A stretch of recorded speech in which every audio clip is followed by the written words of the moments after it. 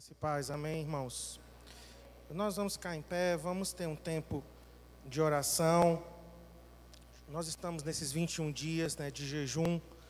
Eu queria que a gente pudesse investir agora um tempo colocando nossas vidas diante do Senhor. Na verdade, se você quiser se ajoelhar, se você quiser permanecer em pé, fique à vontade, mas vamos gastar um tempo agora, intercedendo por nossas vidas. Fique à vontade, ok? Contanto que você ore, pode ficar em pé, pode andar pelo salão, você pode se ajoelhar, mas vamos gastar agora, investir, na verdade, um tempo diante do Senhor. Pai, como igreja, nós nos colocamos diante de Ti. Senhor, nós estamos aqui nesses 21 dias, Senhor, de jejum e oração, jejum de arrependimento, onde o Teu Espírito está tratando e mostrando pecados, coisas que precisam ser consertadas, arrependidas, abandonadas. Senhor, nós nos colocamos nessa noite, Senhor, diante de Ti, nós nos prostramos na Tua presença, Senhor, porque eu sei que o Senhor é aquele que sonda mentes e corações. O Senhor é o dono da igreja, o cabeça da igreja é o Senhor Jesus, e nós estamos aqui como liderança principal, como pastores dessa igreja, junto com os supervisores, junto com cada líder de célula, Senhor, que representa esse rebanho, que lidera esse rebanho, que discipula pessoas. Nós estamos aqui, Senhor, nessa noite, nos prostrando diante de Ti, Senhor, e pedindo a convicção do Espírito Santo, porque é o Espírito quem nos convence do pecado, da justiça e do juízo. É o Espírito Santo quem revela as coisas profundas do nosso coração. E nós pedimos luz agora, Senhor, que na Tua luz nós possamos ver a luz. Nos colocamos diante de Ti. Nesse segundo dia de jejum, eu peço, Espírito Santo, que o Senhor esteja agora trazendo luz ao nosso coração.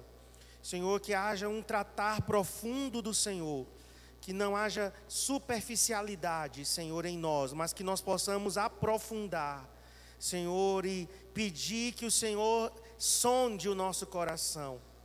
Veja se há em nós algum caminho mau e guie-nos, Senhor, pelo caminho eterno.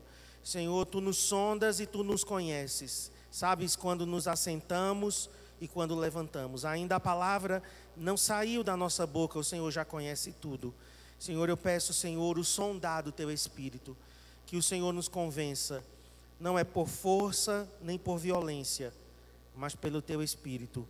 Eu peço o agir do Espírito Santo sobre nós. Queremos ser os primeiros, Senhor, a consertar diante de Ti. Nós queremos ser os primeiros a nos quebrantar diante do Senhor. No nome de Jesus, Pai, consagramos a Ti os próximos 19 dias. Oramos para que sejam dias preciosos na Tua presença.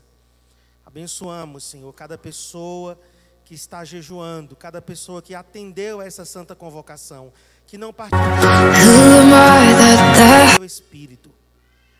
Nos fortaleça, Senhor, e coloque a intercessão em nosso coração correta. Nós queremos interceder de acordo com a vontade do Pai. No nome de Jesus, Senhor. Amém. Você pode voltar ao seu lugar. Queridos, eu sei que essa convocação, ela veio da parte de Deus. Nosso jejum semestral está marcado para abril, para o final do mês de abril. Então nós temos um calendário que nós fazemos anualmente. Aliás, fizemos já desde o ano passado, em novembro, e fomos aprimorando, então divulgamos esse calendário. Mas deixa eu te dizer, o Senhor, Ele é o dono da igreja.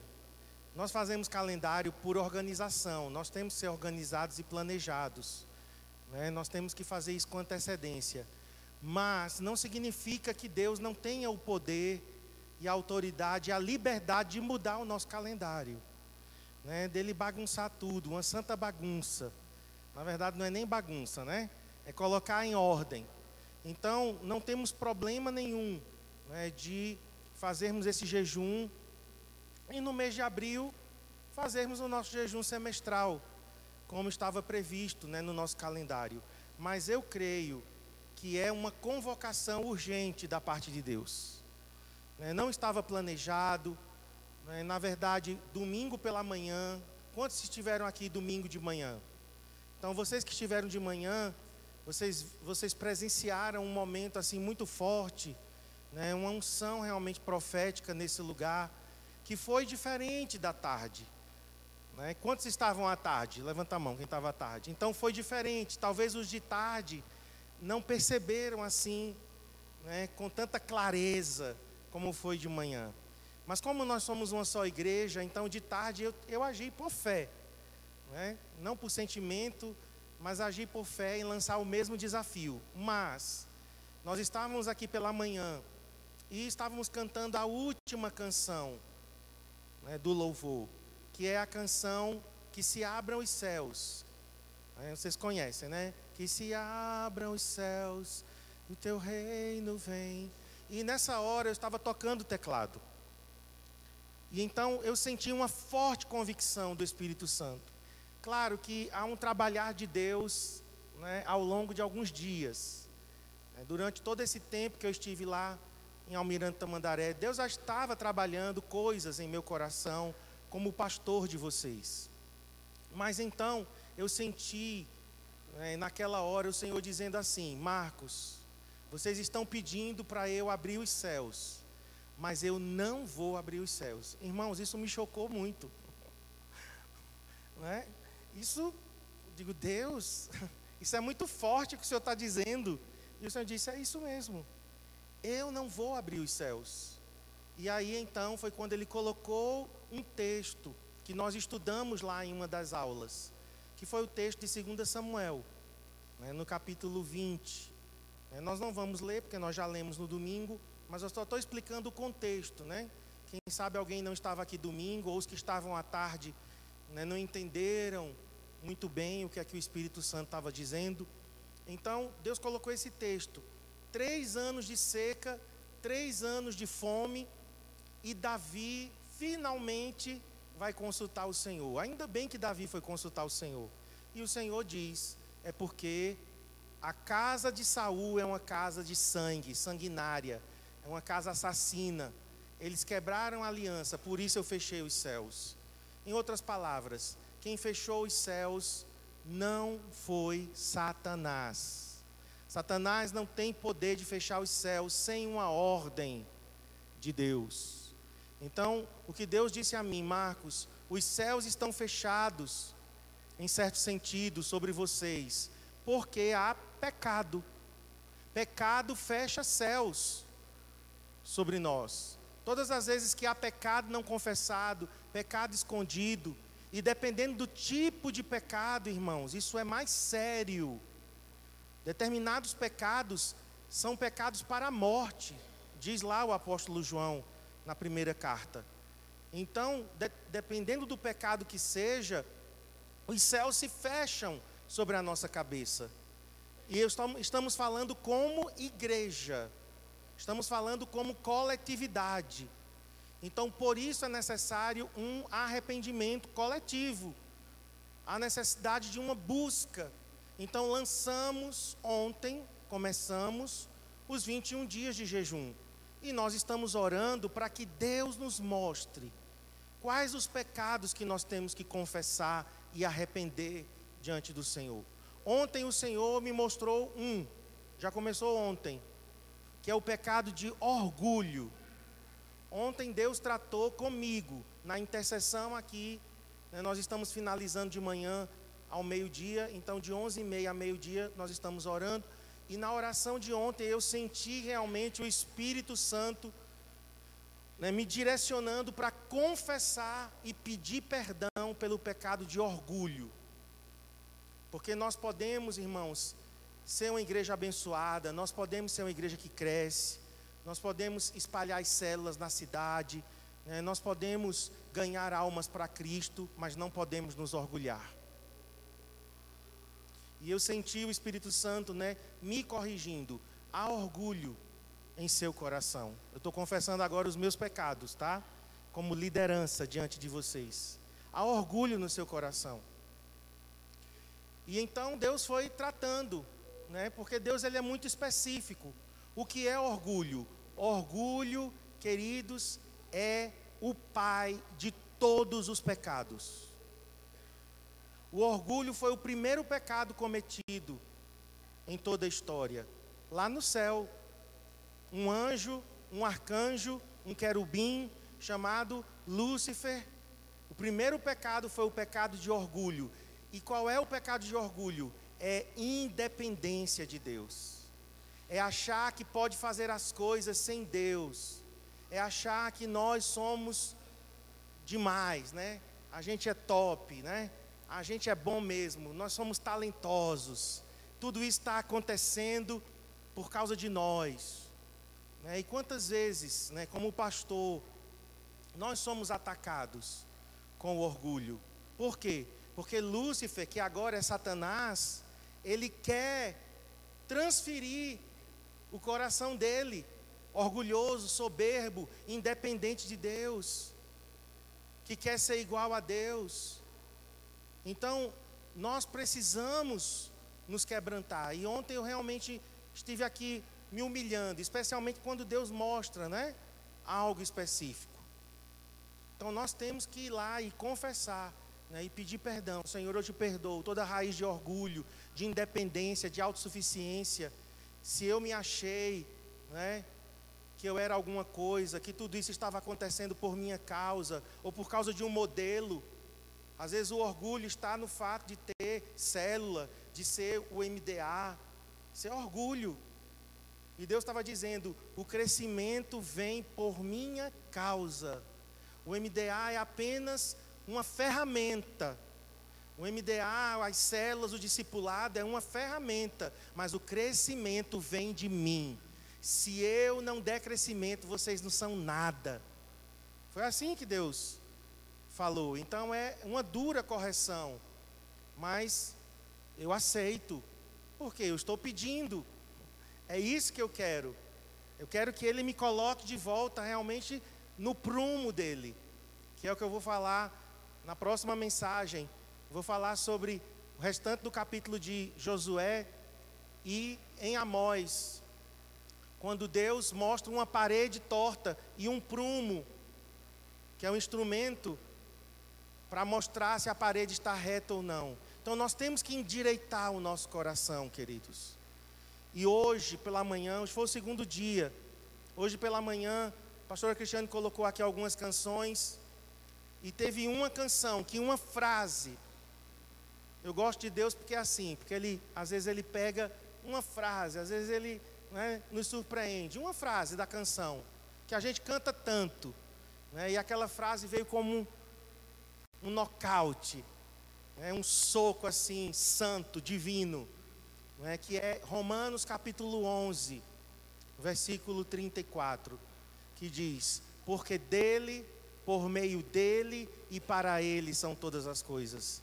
E Deus continuou tratando comigo, dizendo, olha, por causa de mim, por meio de mim e para mim, ou seja, Deus é a origem, Deus é quem sustenta e Deus é o destino de todas as coisas. A origem é dele, porque dele, por meio dele, ou seja, é ele quem sustenta a obra dele, irmãos.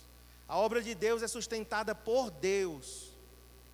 Ele é a coluna que sustenta a casa dele.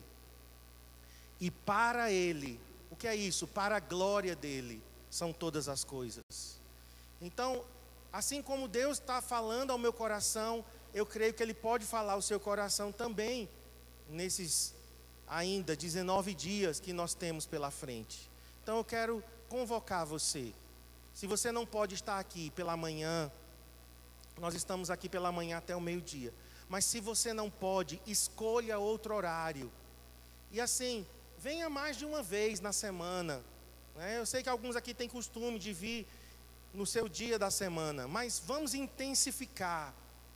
É uma convocação, é um jejum santo, é uma assembleia solene que nós estamos nos preparando para essa assembleia solene, que será dia 7 de abril, Para que essa assembleia solene aconteça, irmãos, tem que haver um preparo. Porque senão vai ser só um culto, vai ser uma coisa mecânica. E nós não queremos isso. Nós queremos um preparo do Espírito. Para que no dia 7 de abril, nós façamos aqui uma assembleia solene. Um dia santo, para chorarmos na presença do Senhor e nos humilharmos e clamarmos por misericórdia.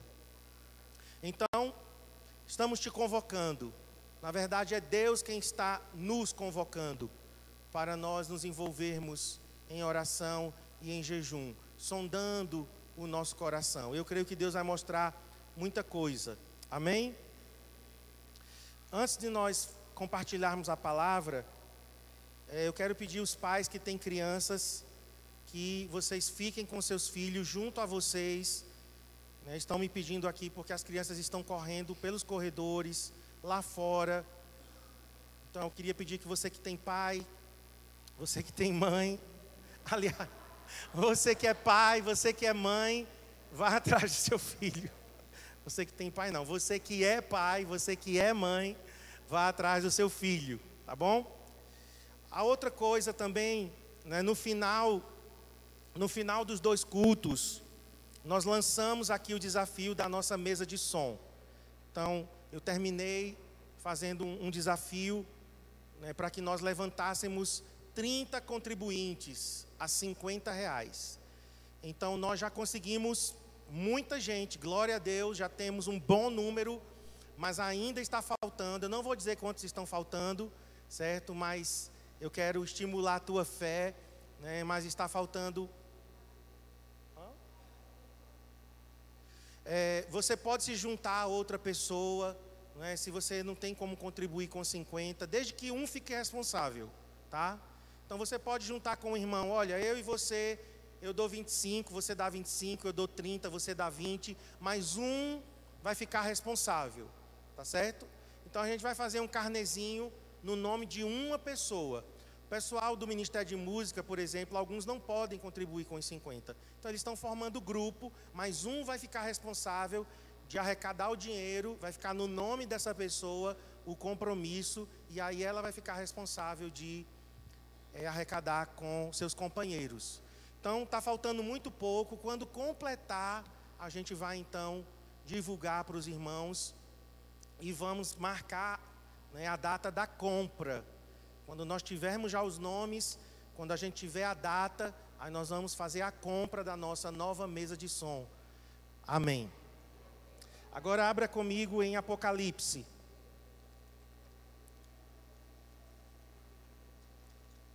Apocalipse capítulo 2. Nós vamos ler a carta à igreja de Tiatira. Carta à igreja de Tiatira. Não sei porquê, mas antigamente quando alguém dizia que ia pregar em Apocalipse, quando eu era, né, novo convertido, eu já ficava com medo, tinha muito medo do livro de Apocalipse. Mas você sabia que isso é um sofisma do diabo? Satanás, ele quer, de todas as formas, tentar nos impedir de nós termos o entendimento completo da palavra. Aí vem essa ideia de que Apocalipse é o livro da besta fera. E o Apocalipse, né, é o livro de desgraça, é o livro, né, da besta que sai do mar, um dragão e chifre. Mas, queridos, minha visão mudou de Apocalipse. Sabe quando? Nós fizemos a escola online do F-Hope, e uma das disciplinas, o pastor disse assim: Apocalipse é a revelação do amor de Deus. Olha que conceito totalmente diferente. Apocalipse revela o amor de Deus na história, a redenção. Finalmente, a terra será redimida. E é isso que Apocalipse conta. Então, nós não temos que ter medo do livro de Apocalipse, até porque a palavra Apocalipse, vocês aprenderam aqui comigo, né? Apocalipse significa revelação, uma coisa que estava escondida e que foi trazida à luz. Então vamos lá, vamos ver o que Jesus escreveu a essa igreja. Essa é uma das 7 igrejas da Ásia. Ficavam localizadas onde é a Turquia hoje. É um país asiático e uma parte da Europa bem pequena, chamado Turquia. Então essas 7 igrejas estavam localizadas nessa região chamada hoje Turquia, que na época se chamava Ásia Menor. Então tinha uma cidade, as igrejas são nomeadas por cidades, e o nome da cidade era Tiatira. Ao anjo da igreja em Tiatira escreve. Então, primeira coisa, anjo aí, queridos, algumas pessoas dizem que era o pastor da igreja de Tiatira. Essa é uma das interpretações. Mas a maioria dos estudiosos de Apocalipse dizem o seguinte, que anjo aqui, nesse contexto e no contexto amplo, que nós não podemos interpretar uma coisa sem analisar o contexto do livro. Anjo em Apocalipse é anjo mesmo, certo? Anjo em Apocalipse, em nenhum lugar de Apocalipse, anjo é pastor, é homem. Aliás, se a gente for analisar o contexto mais amplo do Novo Testamento, em nenhum lugar do Novo Testamento vai dizer que o pastor, que o líder de uma igreja seja o anjo daquela igreja. Tem essa interpretação, mas nós seguimos a interpretação literal, certo? Nós interpretamos, a nossa hermenêutica é literal. Então, anjo aqui é anjo mesmo, é um ser celestial. Então significa o quê? Que para cada igreja, Deus tem pelo menos um anjo designado. Claro que existem, aqui agora, por exemplo, não é? Olá, anjos, bem-vindos. Que bom que vocês estão aqui. Não estou vendo vocês, mas entendo que vocês estão aqui. Porque para cada crente, pelo menos, tem 2 anjos para cada crente. Amém? Agora aqui seria um anjo que é enviado da parte de Deus como mensageiro. Então, cada igreja é bem cuidada, irmãos, pelo Senhor.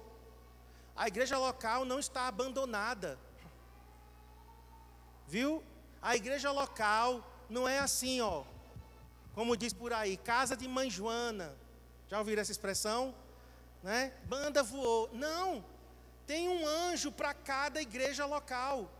Sabe o que é que isso significa? Que Deus leva a sério. Deus leva a sério o CCA. Amém, CCA? Deus leva a sério o que nós estamos fazendo aqui. Não é uma brincadeira, não é um teatro, não é uma encenação religiosa. Vamos fazer um teatro aqui, de louvor e adoração. Vamos fazer de conta que a gente está aqui, né, cultuando. Não. Ao anjo, um mensageiro celeste. Então Deus, Ele cuida da sua igreja. Ele leva a sério esse projeto chamado igreja. Vamos continuar. Estas coisas diz o Filho de Deus. Então nós já temos aqui o remetente. Nada mais, nada menos do que o próprio Senhor Jesus. O Filho de Deus. Que tem, diga, olhos como chama de fogo. Olha eu mandando você repetir. Olhos como chama de fogo. O que é que Jesus está querendo dizer com isso? Em uma outra passagem, no início aqui do livro de Apocalipse, volta comigo, lá para o capítulo 1.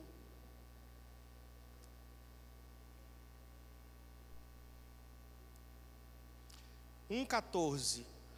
Olha a descrição de Jesus. Vamos ver do 12. João descrevendo Jesus. Voltei-me para ver quem falava comigo, e voltando, vi 7 castiçais de ouro, vi 7 candelabros de ouro, que são as 7 igrejas. Depois vai ser esclarecido lá na frente. Esses 7 candeeiros de ouro. No meio dos candeeiros, quem estava? Jesus. Aleluia. Ele passeia no meio da igreja. Ele estava no meio dos candeeiros. Ele está envolvido com a sua igreja. O maior interessado nisso tudo não é Marcos, é Jesus. O maior interessado nesse jejum não é Marcos, é Jesus. O maior interessado, queridos, que essa igreja aprume-se, é Jesus. Porque Ele passeia aonde? No meio dos candeeiros, no meio dos castiçais, um semelhante a filho do homem. Aí, com vestes talares, o que é isso? Vestes bem compridas, talar significa vestes longas, cingido à altura do peito, com um cinto de ouro, isso fala da realeza. A sua cabeça e os cabelos eram brancos como alva lã. Claro que isso aqui é João vendo, era tanto brilho que o cabelo de Jesus era branco, de tanta glória. Mas isso também fala, porque ele é chamado em Daniel o ancião de dias. Em Daniel, Jesus é chamado o ancião de dias. O que é que isso fala? Isso fala da maturidade de Jesus. Cabelos brancos como a branca lã, fala de maturidade, da experiência que Jesus tem. Ele é o ancião de dias, ou seja, ele é a pessoa mais madura que existe. Nós podemos confiar nos conselhos, porque ele é maduro, porque ele é experiente. Em Provérbios diz que os cabelos brancos não só é sinal de velhice, cabelos brancos é sinal de maturidade, de experiência, de gente que já viveu muito. Embora que alguns aqui tenham cabelo branco muito novos, né? Eu, por exemplo, né? Muito novo já, com muito cabelo branco.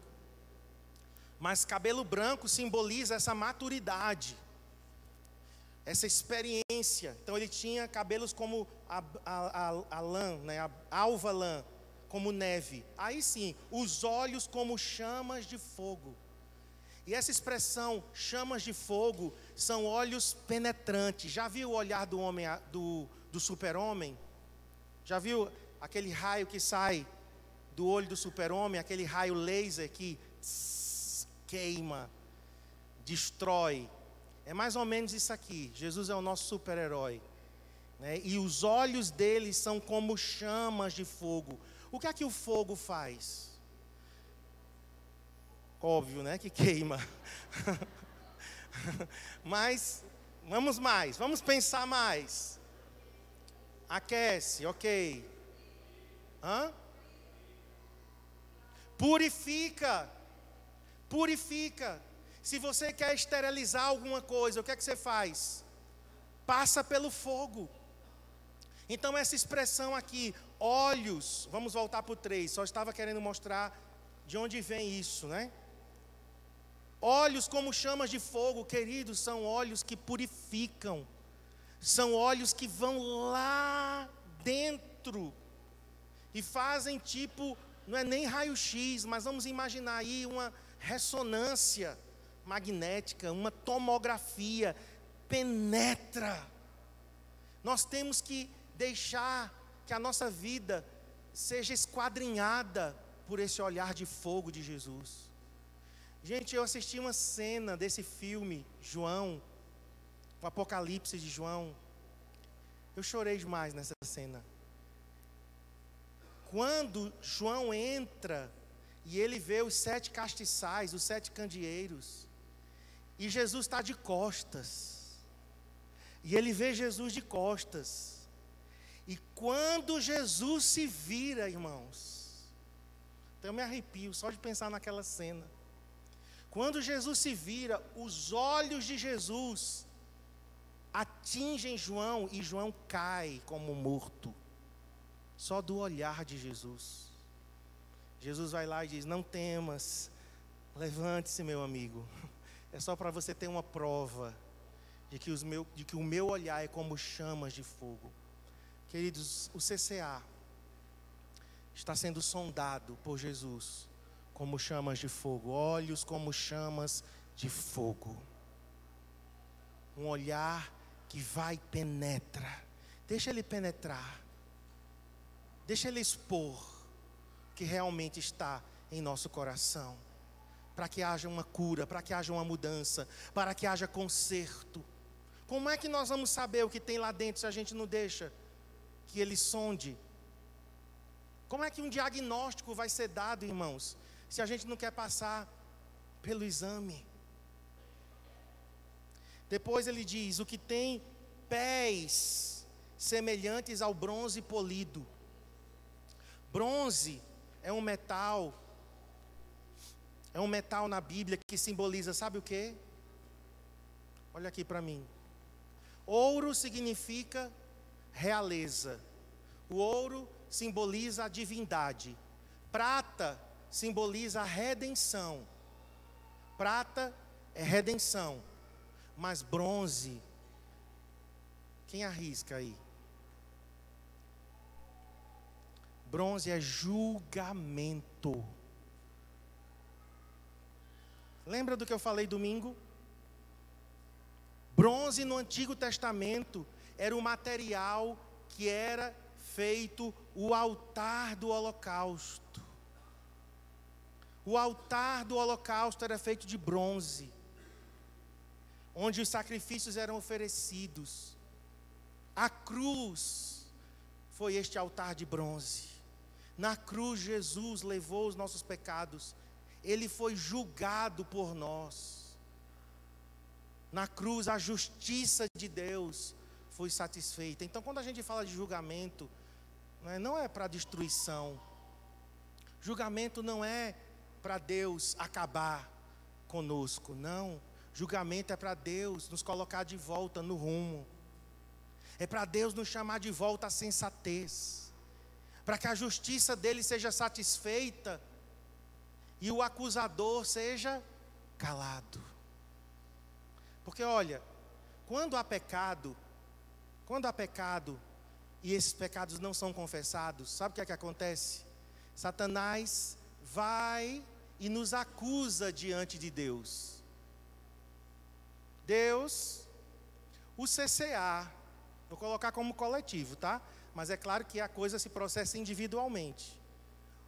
O CCA está em pecado. E eles não estão consertando isso. Então o que é que Deus tem que fazer como justo juiz? Já que há uma denúncia da acusação, o promotor vai lá e denuncia. O que é que o juiz tem que fazer? O que é que um juiz faz, irmãos, diante da denúncia do Ministério Público? Abrir o julgamento e dizer: traz as testemunhas de defesa, traz o advogado de defesa, traz as testemunhas de acusação e vamos instaurar aqui um tribunal. Porque ele é justo juiz. Salmo 89, justiça e juízo são a base do teu trono. Então Deus, ele não vai passar a mão por cima de pecado não confessado, de coisa escondida, de argumentos que Satanás tem, aquelas cartas que a gente chama, né? Carta na manga, os trunfos do diabo, que são pecados não confessados, situações escondidas, pecados ocultos, carnalidade. Essas coisas são trunfos que o diabo tem, de acusação diante do Senhor. Então o Senhor tem que agir. E o agir dele diz em Pedro que o juízo de Deus começa pela casa de Deus. A gente quer que Deus julgue os pecadores, mas nós seremos os primeiros, irmãos. É muito fácil a gente querer que Deus julgue os pecadores, condene, vão tudo para o inferno. Mas o juízo começa na casa de Deus.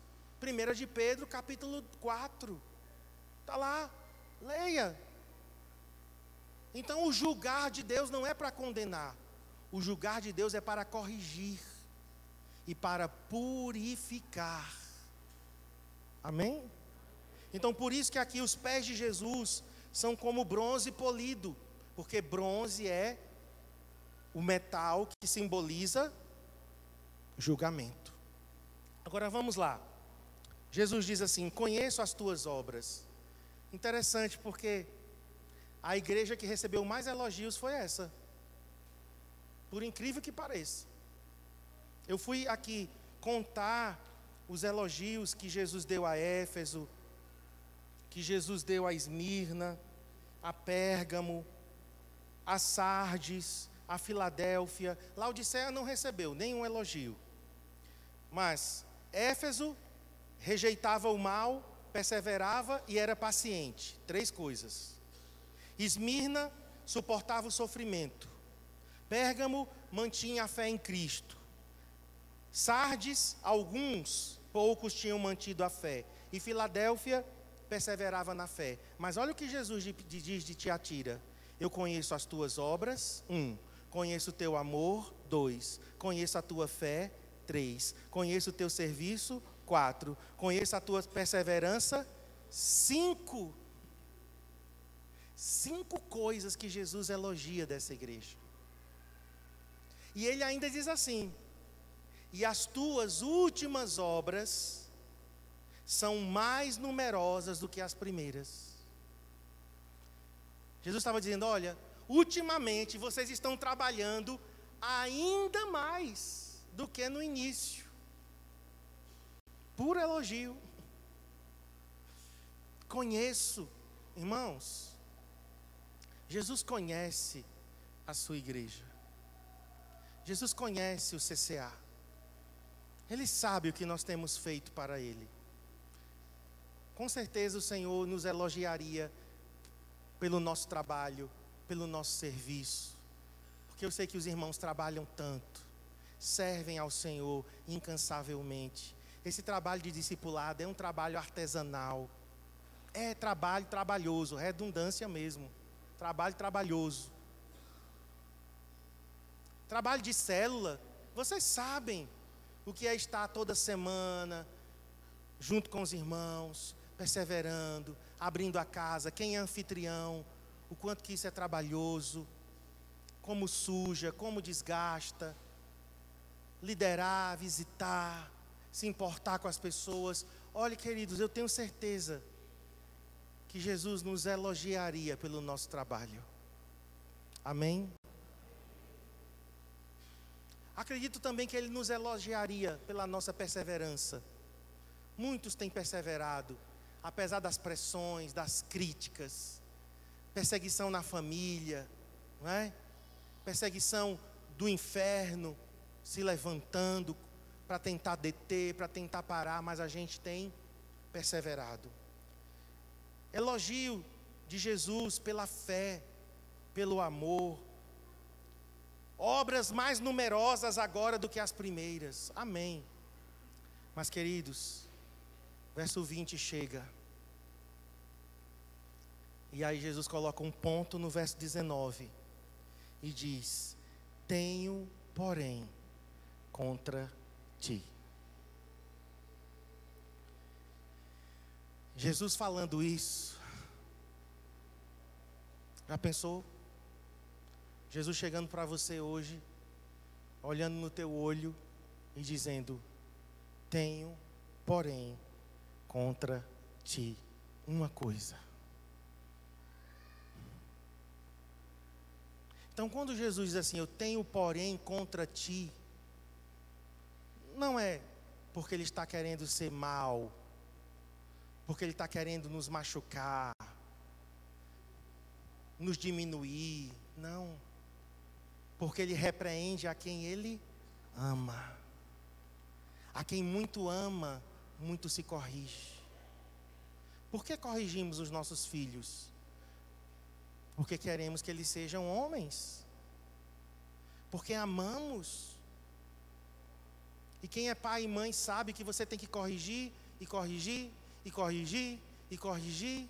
E é dia após dia, após dia, após dia, até que um caráter seja formado. Até que um caráter seja formado. Então, quando Jesus diz assim: tenho, porém, contra ti, algumas pessoas podem, poxa, ele acabou de elogiar o amor, a perseverança, a fé, um monte de coisa. Tinha que ter alguma coisa para... Não, queridos, não é nesse sentido.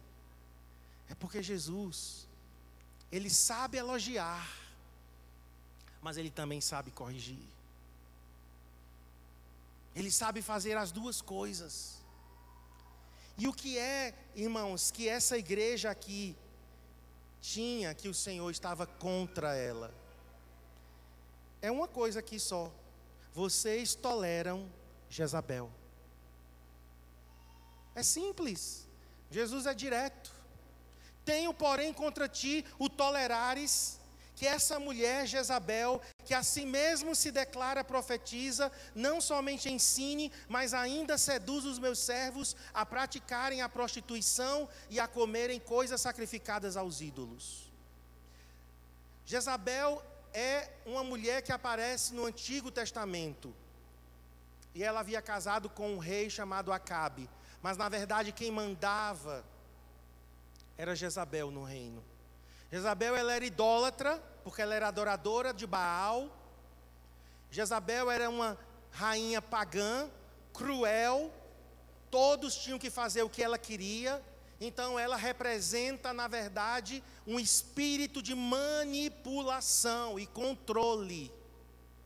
Todas as vezes que eu e você manipulamos ou nos deixamos ser manipulados, queremos controlar ou nos deixamos ser controlados, nós estamos debaixo da influência de Jezabel. Só que Jezabel, ela age sorrateiramente. Por quê? Ela se declarava profetisa, ou seja, ela se passava por uma pessoa de Deus, ensinava. Então ela tinha acesso às pessoas daquela igreja, ela ensinava e ela seduzia as pessoas a se prostituírem. Claro que isso não é feito, queridos, de uma forma aberta. Pecado nunca vai vir assim, de forma aberta. Isso aqui é um espírito de engano que vai seduzindo as pessoas e dizendo assim: é normal, você pode, ninguém está te vendo. Sabe aquela voz que vai seduzindo, que vai manipulando, que vai tentando controlar o nosso coração? Aqui diz que ela seduzia os crentes a praticarem prostituição. E o que é a prostituição espiritual? Aqui era prostituição literal. Era pessoas que fossem para a cama praticar sexo ilícito que não fosse com o seu cônjuge. Prostituição aqui é nesse sentido. Só que nós estamos vendo algo alegórico para a nossa realidade. O que é, queridos, uma sedução para a prostituição? Prostituição no Antigo Testamento era todas as vezes que Israel deixava o Senhor e se envolvia com outros deuses. Isso é prostituição. É você trocar o Senhor por outras coisas, por outras pessoas. Todas as vezes que alguém ou algo ocupa o lugar de Deus no nosso coração, se instalou um altar de idolatria, e isso é prostituição espiritual.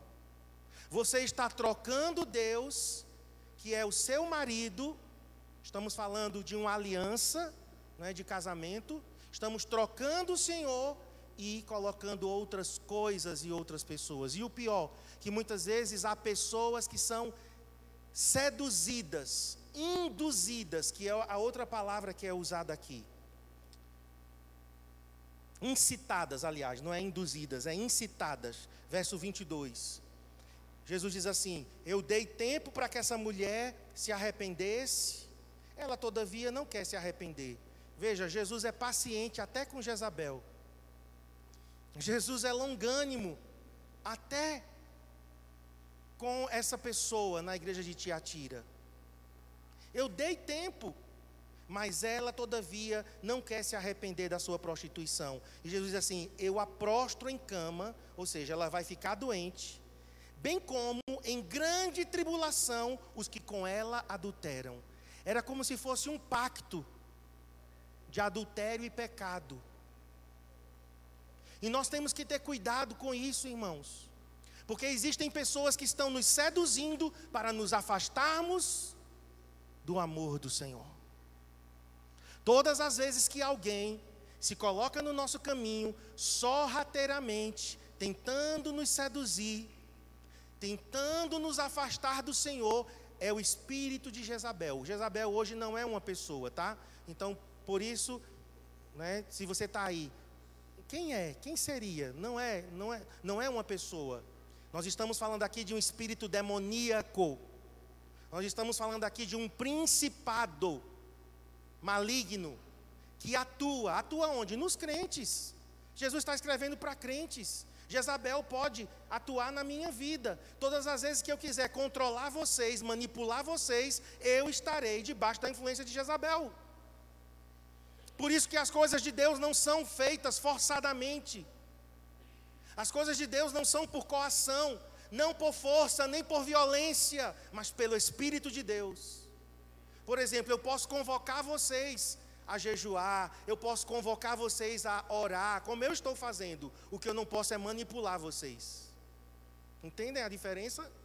Convocar é uma coisa, irmãos, vamos orar, vamos jejuar, Deus está nos chamando. Agora eu não posso usar o meu poder de pastor, a minha autoridade de pastor, para manipular vocês, controlar vocês. Olhe, se vocês não fizerem, sei não, viu?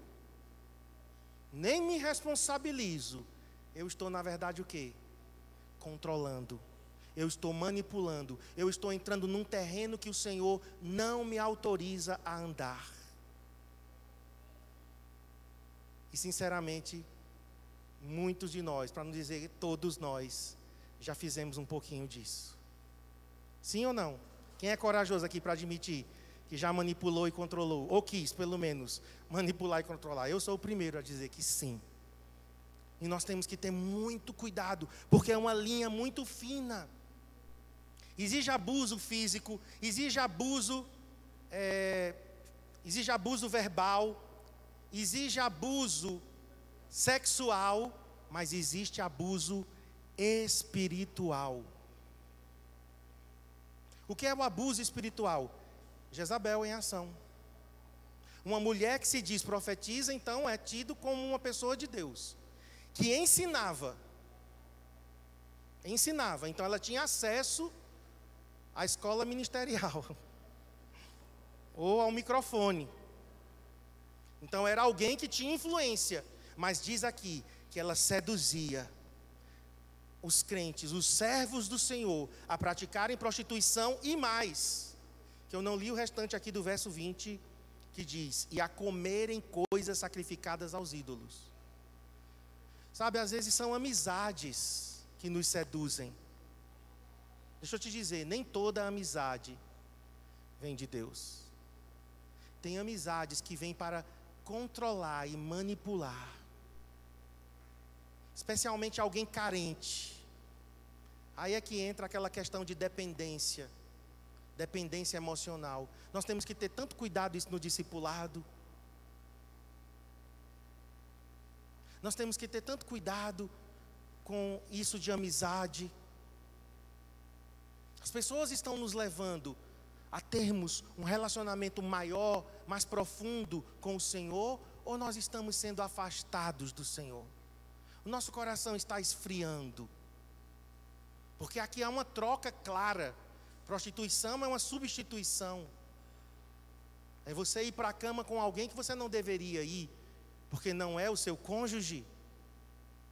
Na linguagem do sexo que Deus estabeleceu, sexo é para você fazer com quem você é casado, com quem você tem uma aliança.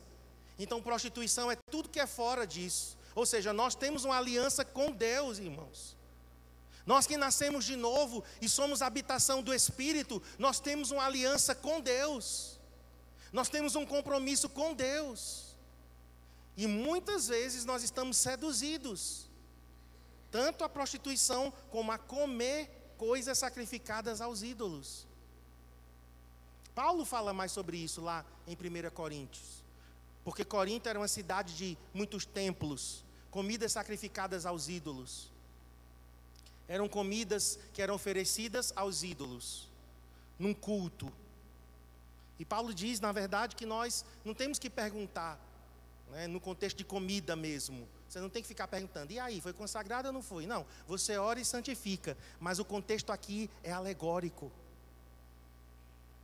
Interpretamos literalmente, mas aplicamos isso aqui à nossa realidade hoje.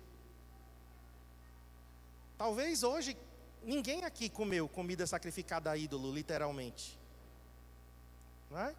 Você foi lá, comeu uma balinha de São Cosme e Damião, uma pipoquinha, Foi lá na encruzilhada, pegou a farofa e comeu.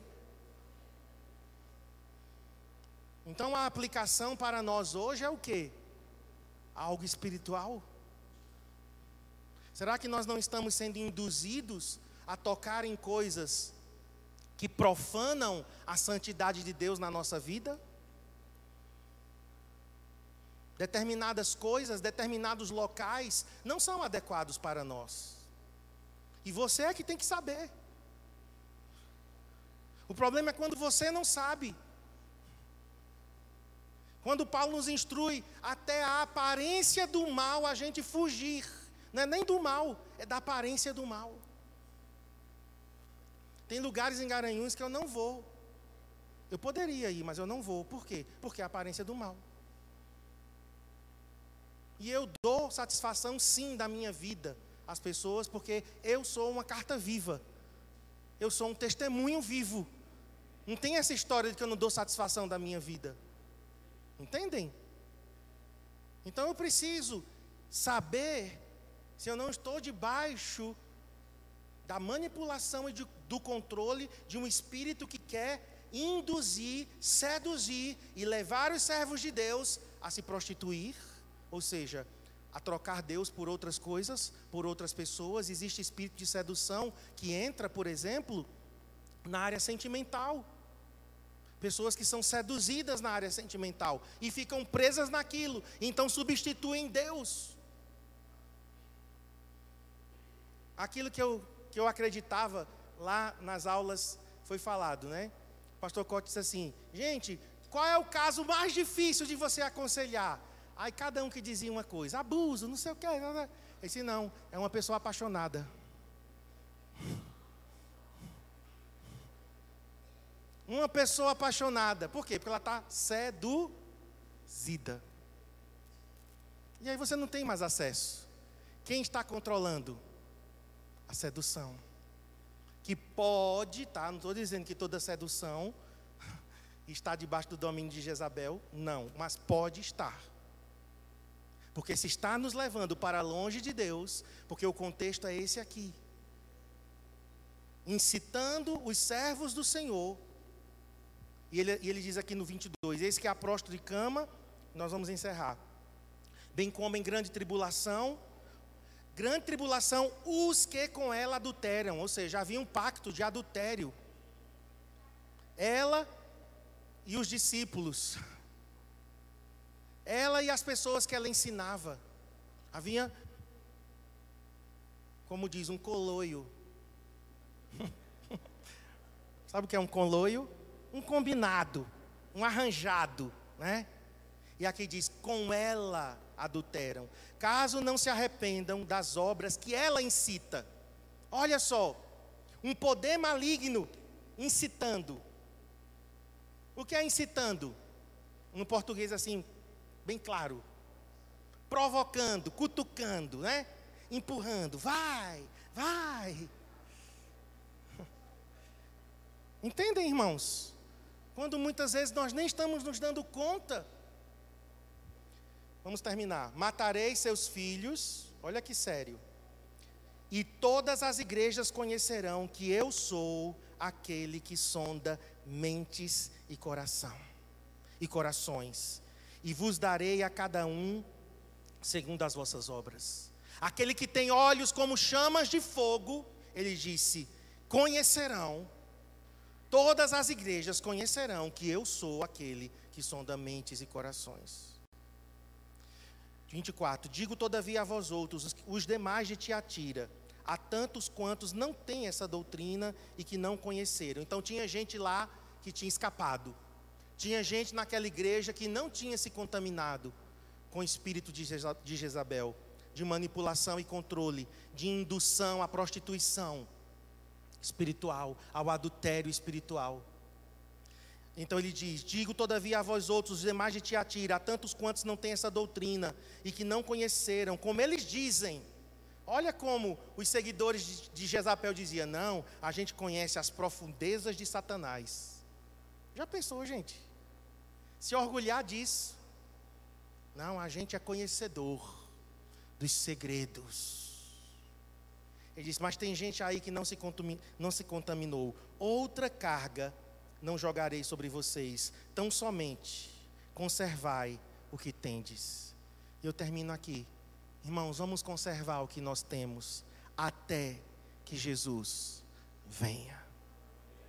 Amém? Vamos conservar o que nós temos, porque muitos estão perdendo o que têm.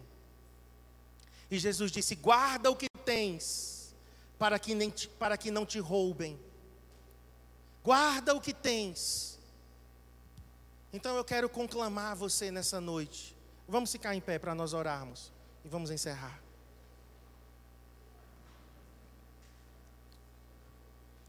Vamos dizer não a Jezabel. Toda manipulação e controle na mente, nas emoções, nos sentimentos, na vida espiritual. Dizemos não nessa noite. Desmascaramos em nome de Jesus, aquele que sonda mentes e corações. Nós dizemos não à prostituição espiritual. Nós dizemos não à idolatria. Nós dizemos não ao adultério espiritual. Só o Senhor tem lugar no nosso coração. Só Ele tem a primazia. Só Ele tem o trono do nosso coração. Nenhuma outra sedução vai se apropriar do nosso coração. Senhor, Tu és aquele que tem olhos como chamas de fogo. E o Senhor disse, as igrejas conhecerão que eu sou aquele que sondo as mentes e os corações. Eu oro por esse sondar no centro cristão de adoração. Olhos como chamas de fogo, penetra no mais profundo do nosso ser. E onde houver manipulação, onde houver controle, onde houver atuação desse espírito maligno, nós pedimos agora luz e fogo, fogo do Espírito. Queima agora todo abuso espiritual. Nós não queremos controlar a vida de ninguém. Nós não estamos aqui para manipular ninguém, nem para controlar a vida de ninguém. Não por força, nem por violência, mas pelo meu Espírito. Senhor, que tudo seja feito pela ação do Seu Espírito. Que nós façamos a nossa parte, que é ensinar, que é discipular, que é convocar, que é falar. Mas o Senhor é quem convence. É o Senhor quem trata. É o Senhor quem muda. Não queremos ocupar o lugar do Senhor. Em nome de Jesus. Amém. Amém, queridos. Então, estamos para os nossos grupos de setor agora. Para os nossos grupos de setor agora. Para os nossos grupos de setor agora. Para os nossos grupos de setor agora. Para os nossos